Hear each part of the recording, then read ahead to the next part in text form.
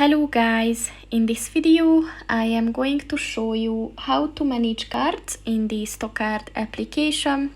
But first I just want to mention, don't forget to subscribe to my channel, because at 100,000 subscribers I am going to show you my whole YouTube revenue statistics and growth strategy, as well as how to make money online. Let's jump into it. First of all, open the application on your phone. And then click on the account button at the bottom of the page on the right. And then at the settings section, click on the advanced settings button. And here just click on the sort cards list button. And here you can set to sort by name the most used or recently used cards. So just click on the one that you want to use. And that's pretty much it for this video, guys. See you in the next one.